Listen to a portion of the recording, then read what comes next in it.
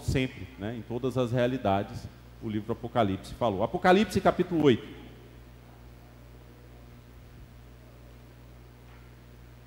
Nós vamos fazer a leitura do verso 1 ao 6 primeiro, e a ideia é que a gente, nesse domingo, e no domingo que vem, a gente termine o capítulo 8 e 9. Eu não sei se a gente vai conseguir terminar todo o capítulo 8 e iniciar o capítulo 9, o Enoque lá. Enoque, né? Encaminha o Enoque junto com você ali, Alessandra, ali para a classe dos jovens ali, ó. O Enoque, leva o Enoque lá, chama ele lá. Pega na mão dele lá, bora lá. Acompanha essa menina aí.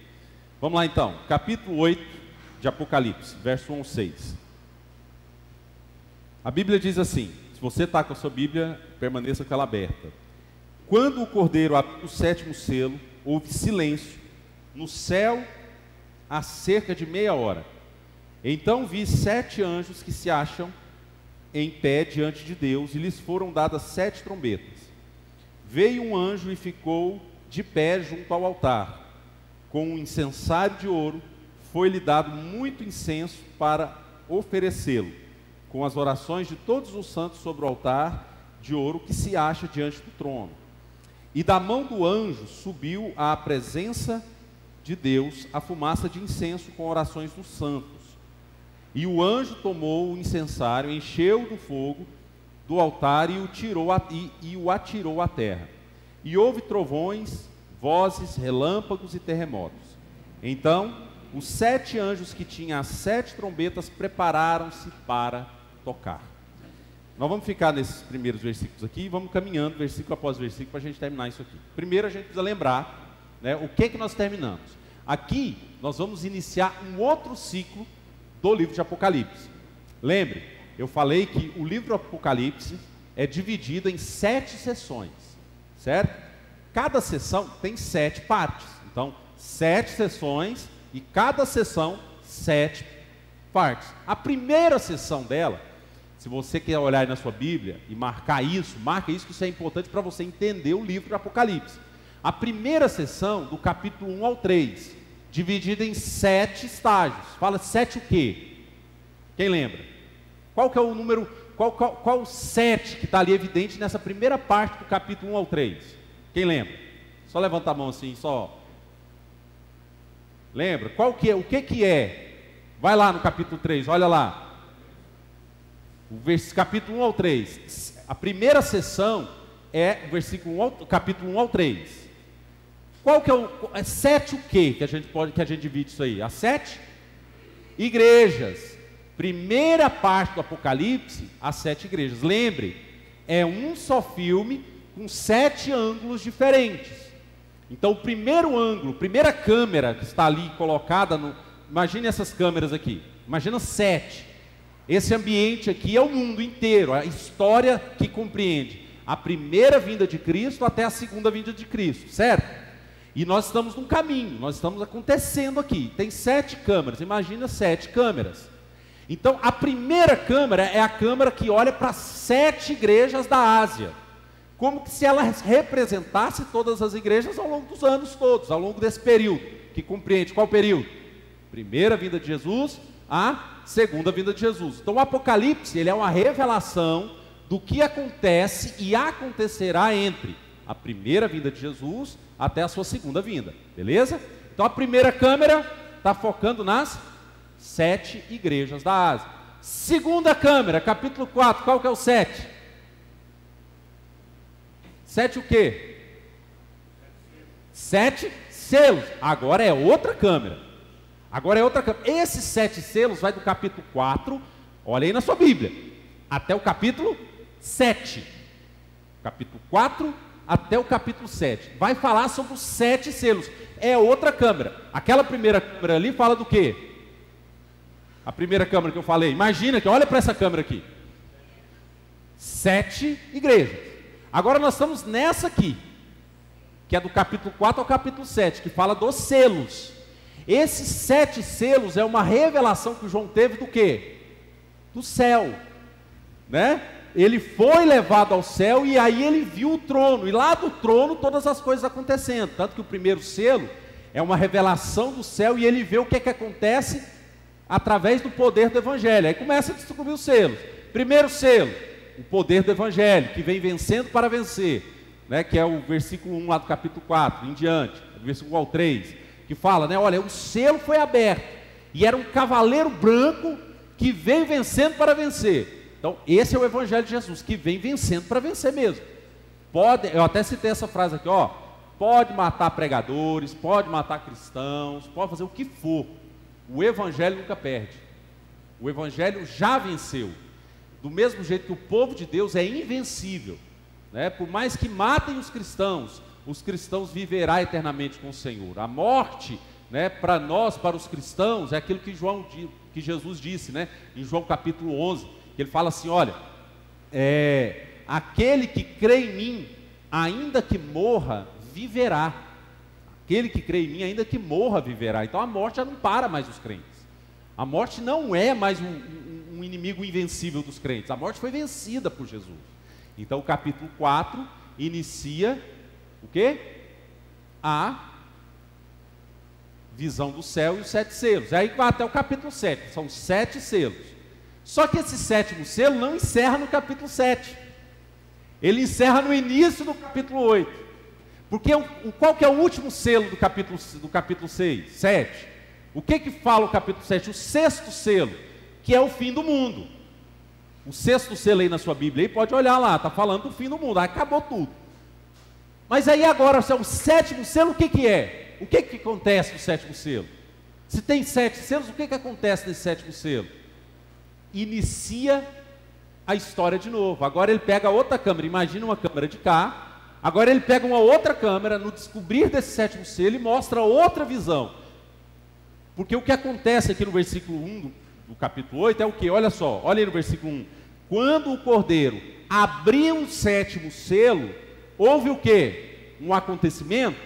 O que houve? Um silêncio. Calou tudo. Houve uma pausa na história. No céu, e isso no céu, ele está olhando para o céu. Por cerca de meia hora. Então, aí o que ele vê nesse processo? A hora que descobre o 7º selo, o que ele vê? Então vi os 7 anjos que se acham em pé diante de Deus. E lhes foram dadas o quê? O que deu para eles? 7 trombetas. Inicia agora outra sessão de 7. Que é as 7 trombetas. Lembre, o número 7 na Bíblia é um número, não é um número literal, é um número que indica perfeição, né? Então, quando você olha para essa questão do número 7 trombetas, então existe uma perfeição de Deus na história, existe uma completude de Deus na história, Deus está completando, é Deus que completa toda essa história. Essa é a referência que João tem. E por que isso está sendo repetido? Né? Porque a estratégia que eles tinham de repetição era justamente para inculcar na mente dos cristãos as verdades acerca das lutas que eles estavam passando, e que outros também passariam, e que nós passamos. Então, quando essas sessões são repetidas de diferentes formas, é para que nós entendamos o que está acontecendo nessa história. Então, quando você pega lá assim, olha aí, ó, versículo 3, versículo 2, né, ele está ali com as trombetas, está falando uma outra parte dessa história. Aí ele vem falando o que são essas trombetas posteriormente, mas antes de explicar o que são essas trombetas, ele vai explicar o que ocasiona o soar dessas trombetas. Olha o versículo 3. Veio outro anjo e ficou de pé junto ao altar, com um incensário de ouro, e foi-lhe dado muito incenso para oferecê-lo com as orações de todos os santos sobre o altar de ouro, que se acha diante do trono. E da mão do anjo subiu à presença de Deus a fumaça do incenso, com as orações dos santos. Versículo 5. O anjo tomou o incensário, encheu de fogo do altar e atirou na terra. E houve trovões, vozes, relâmpagos e terremotos. Então, os 7 anjos que tinham 7 trombetas prepararam-se para tocar.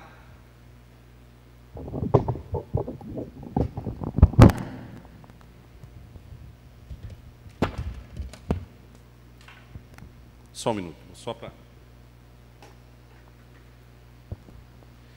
Então, o que esse texto aqui está nos dizendo? Então, o que ocasionou o tocar dessas trombetas? Tinha lá anjos, e esses anjos, esse anjo do altar estava com um incensário de ouro. O que era um incensário de ouro para o povo judeu? O incensário de ouro era quando eles apresentavam as orações, eles levavam um incensário de ouro no tabernáculo. E a ideia aqui é que existe uma dinâmica da igreja, uma participação da igreja em promover, em participar desse que a gente chama de fim do mundo, de fim de todas as coisas. E qual que é o papel da igreja que está expresso aqui? Você e eu, qual que é o meu papel e o seu papel enquanto discípulos? O nosso papel é de oração. Por isso que ele está dizendo aqui, olha, e foi-lhe dado muito incenso para oferecer as orações de todos os santos sobre o altar que se acha. Então, era como que se deu, a visão de João era Deus lá no céu, esperando e ouvindo e recebendo as orações dos cristãos, que faz por todos os tempos. E à medida que esses cristãos oram, que esses cristãos clamam, o Senhor vai tocando as suas trombetas, vai anunciando esse final de todas as coisas. Então, se tem um papel que eu e você tem na volta de Jesus, é orar pela volta de Jesus. É orar para que Deus execute os juízos dele na terra. Então, o que a gente tem, quando a gente fala assim, ó, Maranata, né, que significa, ora vem Senhor Jesus, o que nós estamos querendo dizer? Qual que é a ação nossa diante disso, quando nós fazemos isso? Nós estamos anunciando exatamente isso aqui, nós estamos orando para que Jesus volte e execute os seus juízos no mundo. E esse é o meu papel, é o seu papel. O nosso papel não é brigar com as pessoas. O nosso papel principal é orar pela volta de Jesus, para que Deus execute os juízos dele sobre a terra. Esse é o nosso chamado, o principal chamado. Não é envolver com revoluções, mas é envolver com o nosso chamado da grande revolução, que é a volta de Jesus no mundo. Então, nosso papel é esse. O nosso papel é anunciar a Deus, fazer os nossos clamores a Deus. E por isso, quando esse incenso estiver cheio, como diz o versículo 5, o Senhor, depois de cheio de fogo do altar, vai atirar sobre a terra. E esse evento, né, que ele pontua como sendo trovões, vozes, relâmpagos e terremotos, que são a voz da criação, aliás, a criação clamando e gemendo pela volta de Jesus. Aí Deus vem e executa o seu juízo. Desde quando isso está acontecendo, né? A gente vai observar isso nas primeiras 4 trombetas. Desde quando as trombetas estão sendo soadas? Elas estão sendo soadas? Há já alguma coisa acontecendo? Até onde a gente pode perceber que já chegou ou já passou, né, para se aproximar a volta de Jesus? E a gente vai descobrir isso na leitura dessas 4 primeiras trombetas. Versículo 7, olha aí na sua Bíblia. Depois das orações chegar aos céus, do total das orações chegar aos céus, o que acontece? Versículo 7 diz: o primeiro anjo tocou a trombeta e houve saraiva e fogo, de mistura do sangue, e foram atirados à terra. Foi então queimada a 1/3 parte da terra, e das árvores e também de toda a erva. O que está acontecendo aqui? O que está falando? Que tipo de evidência que a gente observa nessa primeira trombeta? Essa primeira trombeta está falando de matas, de natureza de ordem, algo atingindo a natureza. Saraiva e fogo, gelo e fogo atingindo a natureza. Primeiro ponto, primeira trombeta aqui está mencionando sobre fogo e gelo sobre a terra, acabando com a natureza.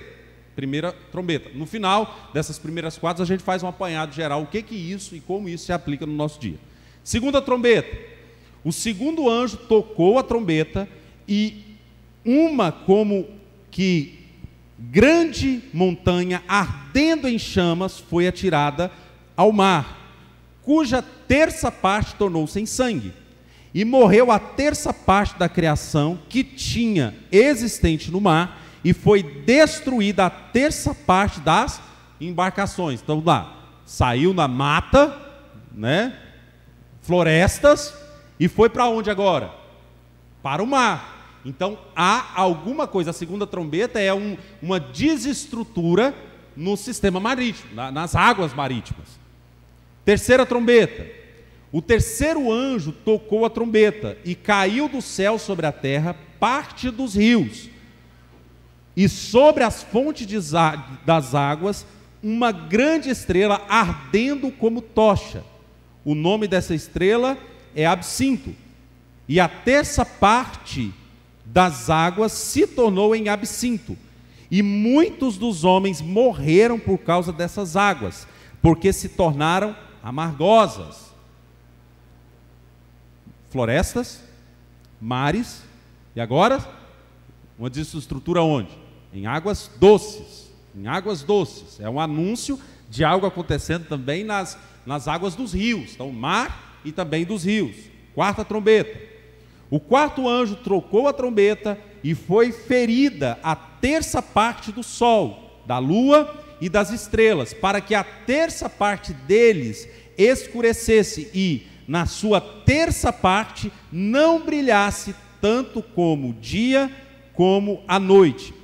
O que está acontecendo aqui? Então, a quarta trombeta anuncia uma desestrutura em termos de luminosidade de sol, lua e estrelas.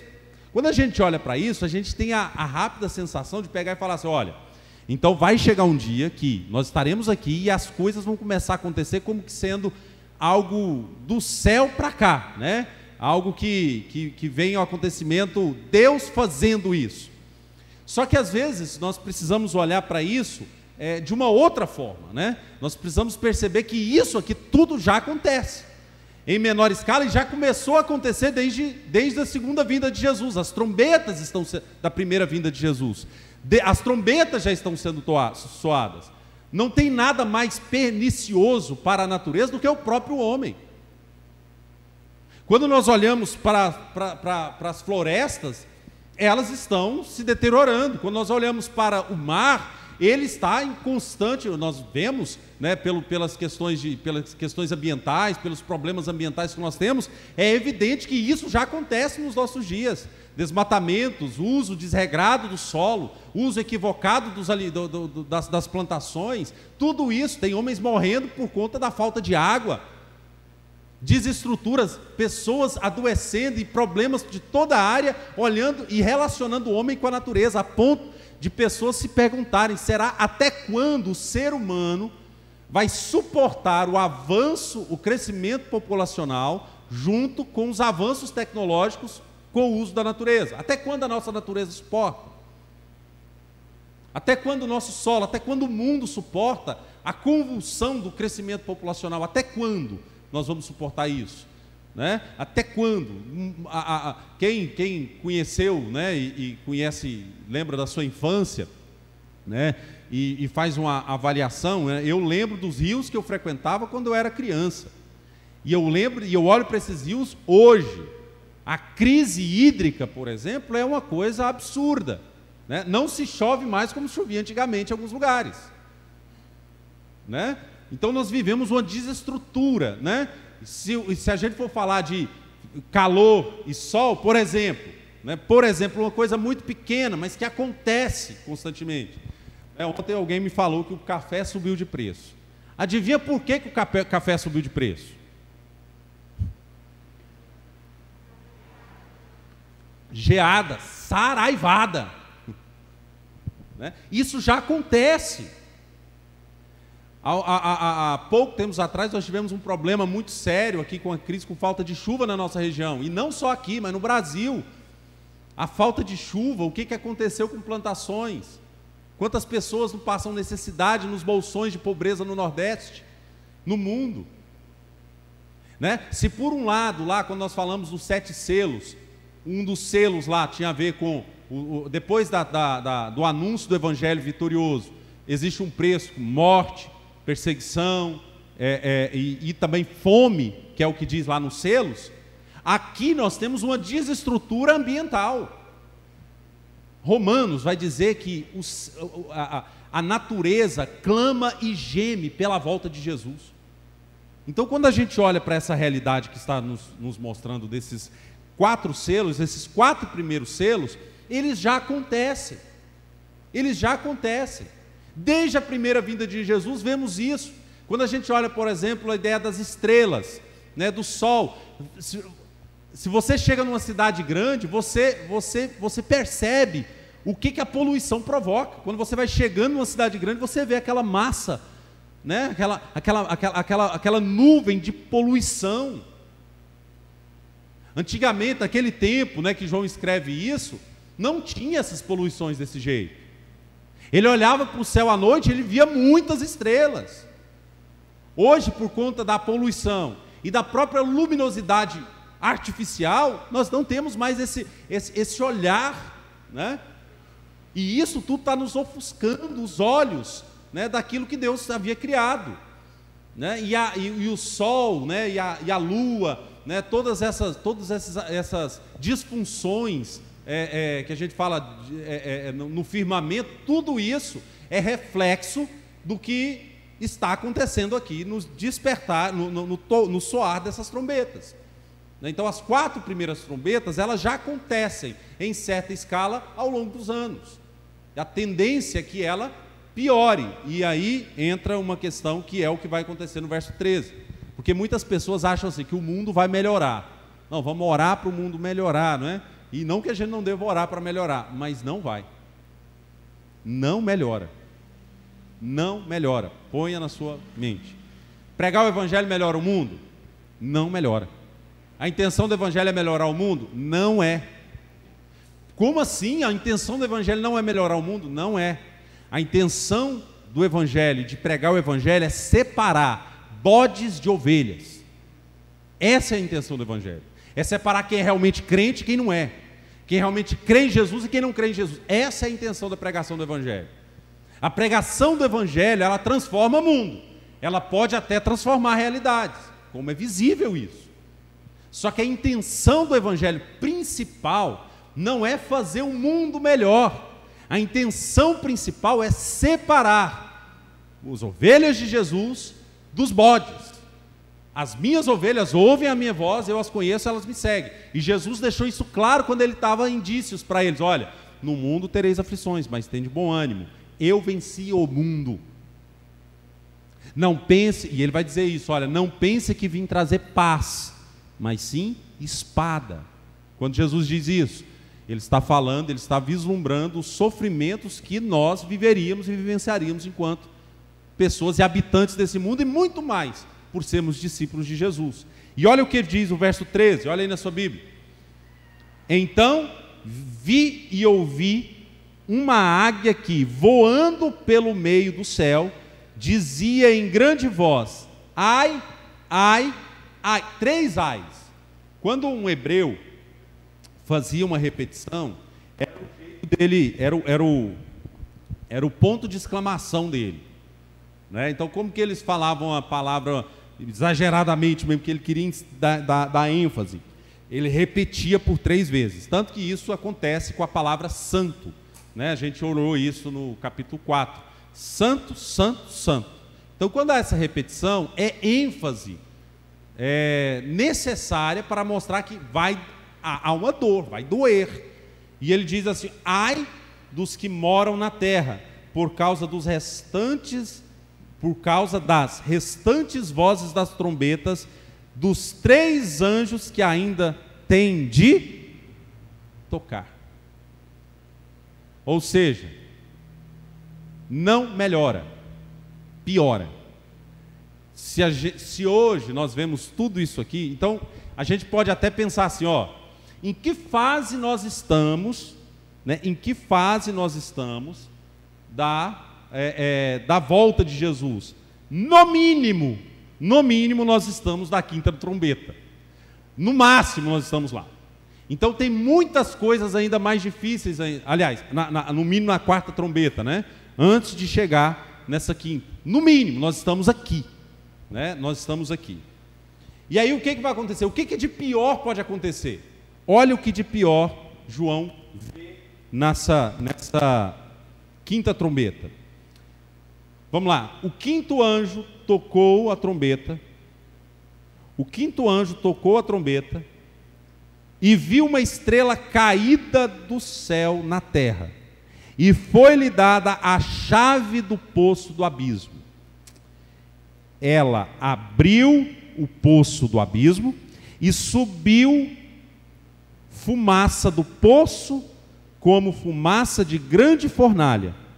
E com a fumaceira saída do poço, escureceu-se o sol e o ar.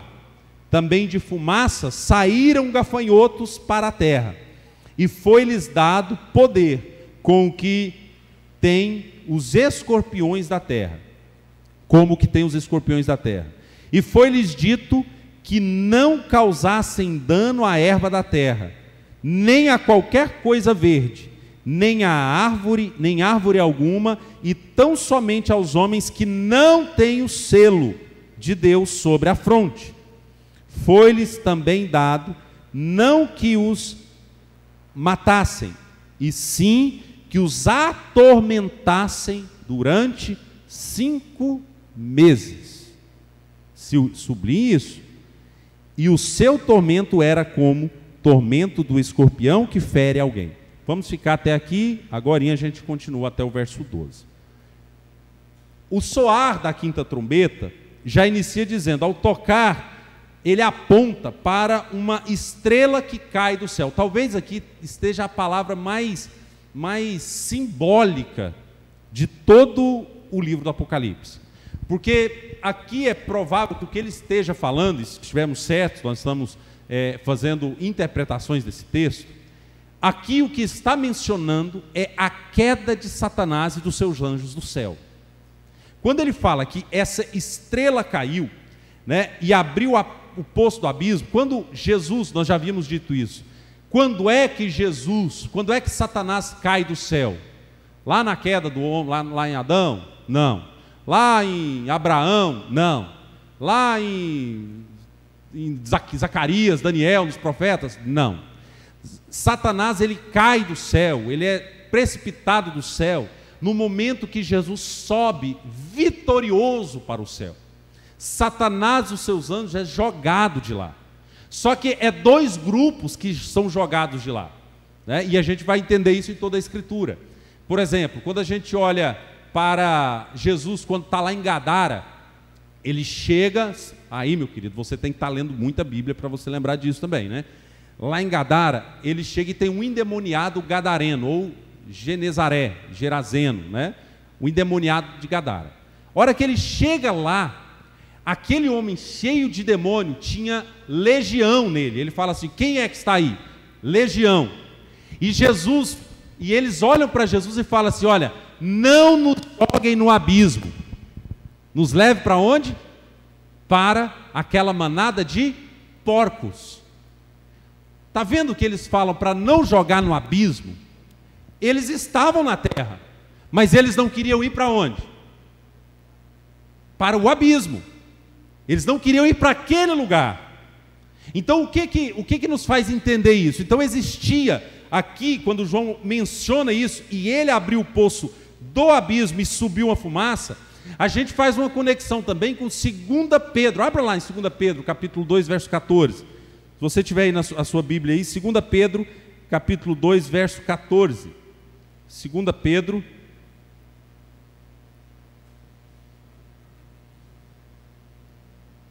aliás, verso 4.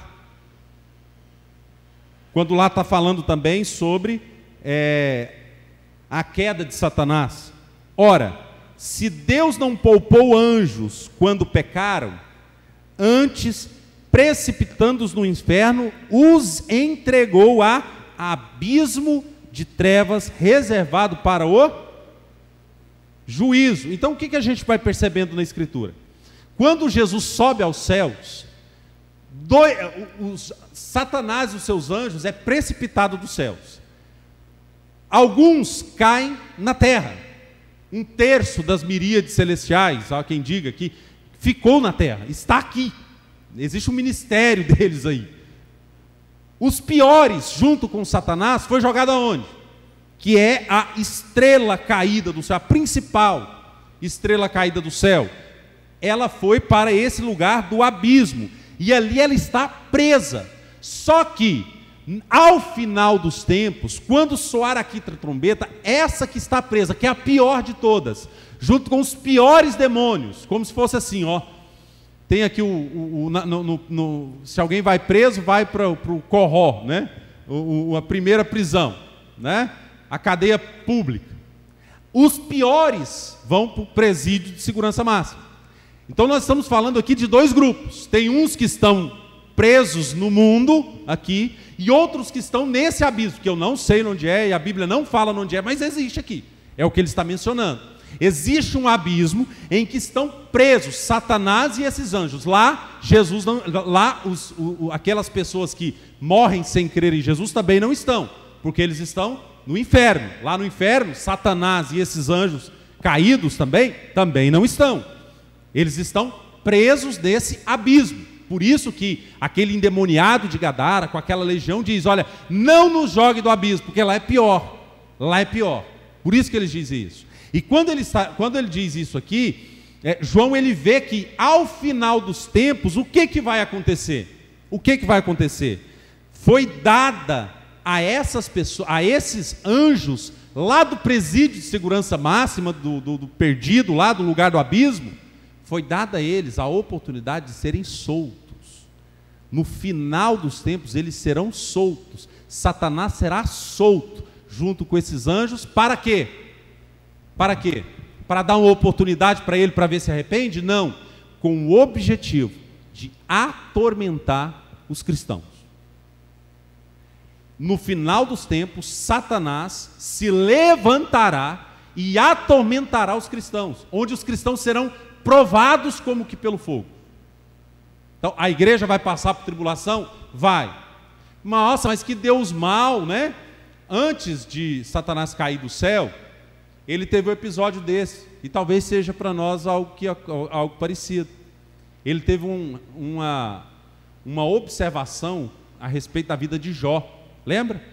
O que Satanás estava fazendo quando Deus chega nele lá no primeiro capítulo e fala assim: onde você estava? O que ele estava fazendo? Eu fui ali passear na terra e rodear por ela, e eu estava observando o teu servo Jó. E aí o que Deus diz para Jó? Você está observando ele, então tá bom. Você pode fazer tudo, menos matá-lo. Mas toda tribulação e toda tormenta Jó passa. Toda tormenta Jó passa. O que acontecerá com os cristãos é justamente que eles receberão essa tormenta. Só que aqui diz que é por breve período. O texto vai dizer aí no versículo 3 que é como uma picada de gafanhoto, que a ideia dele é dizer que uma dor que acometerá os crentes por no máximo 5 meses. Óbvio que isso não é literal. Isso não é literal, não é um número literal, mas é uma tormenta que os cristãos vão passar. Então o que a gente aprende com isso? Olha, o ângulo agora dessa câmera é mostrar assim, olha, existe uma desestrutura ambiental que está acontecendo a partir do clamor da igreja para que Jesus volte, e a igreja deve continuar clamando para isso. Essas desestruturas estão aí como que trombetas anunciando que Jesus está voltando. Então, toda vez que não chove, toda vez que entra numa desestrutura ambiental, toda vez que há acidentes ambientais, é a voz de Deus, a trombeta de Deus dizendo: Jesus está voltando. Então as tormentas, os abalos ambientais, os abalos que nós vemos, é a voz de Deus, é o grande alto-falante de Deus, anunciando para mim, para você e para o mundo, que Jesus está voltando. Só que o que vem depois disso é que Satanás será solto com esses anjos. E aí outra voz está dizendo: quanto mais os crentes sofrem, mais próximo está a volta de Jesus. mais evidente fica que Jesus está mais próximo, Satanás ainda continua preso. Satanás ainda continua preso. Ele ainda não foi solto. Ele ainda não foi solto. Ele ainda continua preso. Nós ainda não sofremos, ainda não encheu-se esse cálice de ira, né? Ainda não se encheu ainda, e ainda não chegamos ainda nesse estágio, né? Ainda pelo mundo inteiro, né? Na grande maioria do mundo há uma liberdade, por exemplo, para falar do Evangelho de Jesus. Por mais que ao longo dos anos os cristãos estão sendo perseguidos com morte, sim, mas ainda Satanás ainda está preso a algumas correntes que ele tem um raio de ação, mas ele ainda não foi solto. Isso acontecerá nos últimos dias ainda. E justamente por isso que Jesus diz lá assim, né? Se os dias não fossem abreviados, nem os cristãos suportariam. Por que eles não suportariam? Porque esse amor de Cristo no mundo iria esfriando.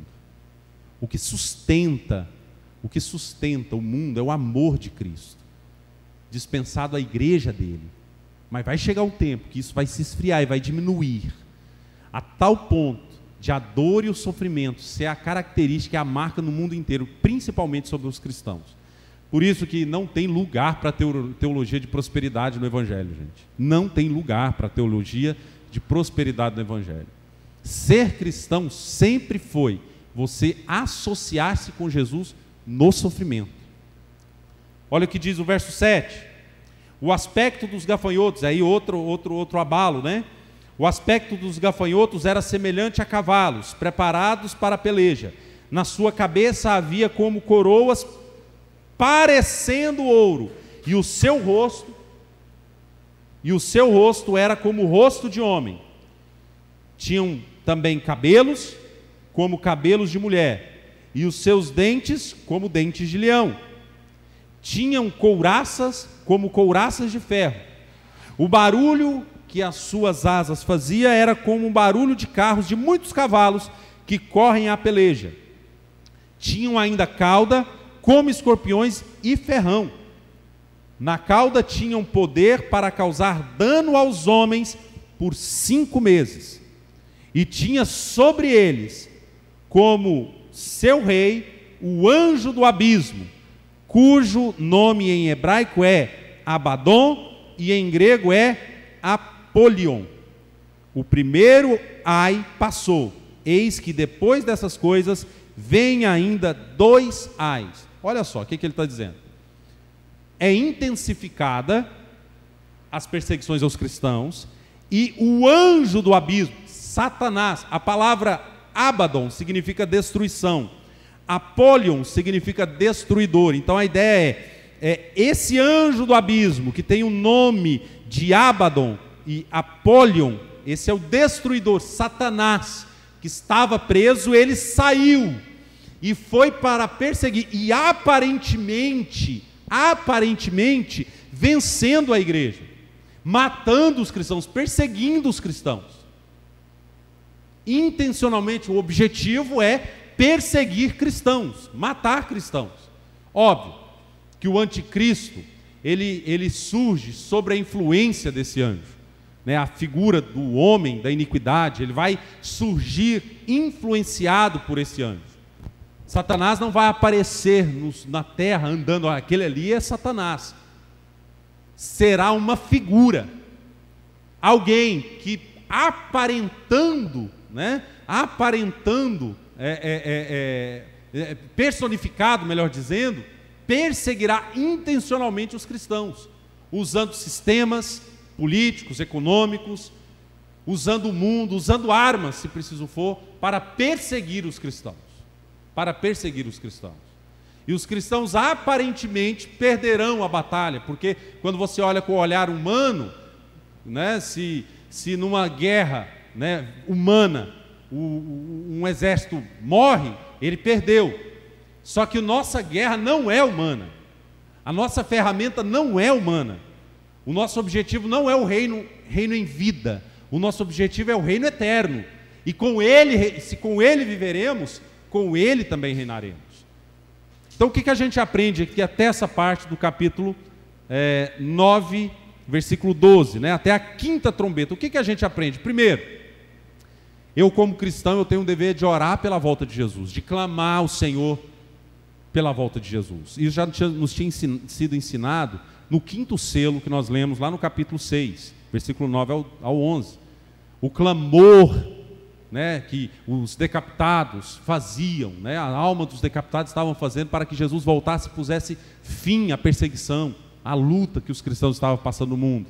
Então eu, como cristão, eu tenho o dever de investir tempo em oração, em busca pela palavra, pela presença de Deus e pela volta de Jesus. Eu tenho que orar e gastar tempo de oração, investir tempo em oração. Cristão que é cristão, ele ora, ele busca Deus em oração. Ele ora pelo avanço do evangelho no mundo. Ele ora pela conversão de pessoas desse mundo. Ele ora, mas não somente ora para que pessoas se convertam, mas ele se inquieta. Estava vindo mais cedo, falando com Elias, o que leva nós cristãos, nós, você e eu, a passarmos tanto tempo na caminhada cristã e não levarmos em consideração o fato de que não olhamos para o lado e não vemos ninguém que foi convencido pelo evangelho através da minha influência. O que leva a gente a passar anos a fio, frequentando igreja, ouvindo sermões, e não inquietar o coração de verdade, por olhar para o lado e falar, quem está nesse caminho pela minha influência? O que nos leva a fazer isso? O que nos leva, quando você entender isso, você não vai fazer um almoço sem pensar na missão. Quando você entender o que Deus está fazendo na história, você não vai em lugar nenhum sem pensar que, olha, aqui é uma grande oportunidade que eu tenho de falar do amor de Jesus. Tem uma música que a gente cantava, muito antiga, que diz assim, olha, nenhum só plano teu, Senhor, deixará de se cumprir. O que tua palavra diz a respeito de mim jamais irá cair. Toda a criação espera. Olha só que forte isso. Toda a criação, aqui ó, as aves, os mares, o sol, o firmamento, toda a criação espera ver a tua glória em nós brilhar. Como é que termina aí? Vamos lá os antigos aí. Nisto eu empenho a minha vida. Presta atenção nisso aqui. Nisto eu empenho a minha vida. Nenhuma pedra vai clamar no meu lugar. Eu tenho a marca de Cristo em mim. No meu coração está escrito o teu nome. Persigo o destino escrito para mim, de herdar o seu reino, andando em vitória e corresponder ao chamado de Deus. Correspondência. Jesus nos chamou para correspondermos ao seu chamado. Jesus nos chamou para isso. Jesus não nos chamou para sermos membros de igreja, embora nós seremos membros da igreja. Mas preste atenção, nem todo membro da igreja corresponde ao chamado de Deus. Mas todo que corresponde ao chamado de Deus se entrega a ser membro da igreja. Aquele que corresponde é membro, mas nem todo que é membro corresponde. Por isso que nós temos que inquietar o nosso coração. Se existe algo sendo feito num plano espiritual, se João parou o tempo dele e olhou e viu essa beleza, e o meu dever é orar, e o meu dever é se preocupar com o nome de Jesus sendo anunciado nesse mundo, se eu não me inquieto, não vou e faço, eu estou sendo omisso, negligente com aquilo que Deus chamou todo cristão. Agora, se isso não me inquieta, mesmo assim, o problema talvez seja outro, é de conversão mesmo, sério, talvez eu precise converter. Olha para o lado, na sua vida, e veja quem é hoje discípulo de Jesus que você influenciou ao longo da sua história. No ano que vem eu faço 20 anos de caminhada cristã. Eu posso falar de alguns de 2002, 2003, mas também se resumir 2002 a 2003 e de lá para cá não tem nada, eu deixei de frutificar nesse reino, eu deixei a minha missão, eu virei museu gospel, e Jesus não chamou a gente para ser museu gospel, né? Quem já foi em museu é a coisa mais bonita, né? Você passa ali, aqui está. Eu fui no museu do Martin Luther King, né? Aí está lá. Aqui está a caminhada para Selma. Aí está lá aquele cera lá, né? Tá, muito bonito. Mas ele morreu no final da década de 70, né? No final da década de 70, eu acho, 60, 68, 78. Martin Luther King morreu. Nós já estamos em 2022. Chegando em 2022. Aí você passa lá, você está aquelas coisas, aquela história. Será que a minha vida é assim? Será que eu olho para a minha vida enquanto missionário de Jesus onde eu estou? Eu falo, não, no passado eu orava por conversões. Lá no passado eu fazia isso. No passado, se eu só olho para o passado, não penso no que eu estou fazendo hoje, eu perdi a dimensão da minha missão hoje. Porque você está vivendo hoje. Você está vivendo hoje. É o que você faz hoje para que isso seja uma realidade, né? Se a gente for parafrasear o que está sendo colocado aqui do verso 1 até o verso 6, quanto de incenso tem subido ao céu por tua causa?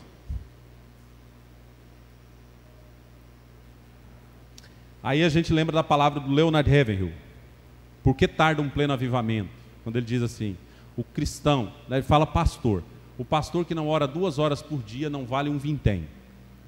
A gente pode colocar o cristão que não ora no mínimo 2 horas por dia não vale um vintém.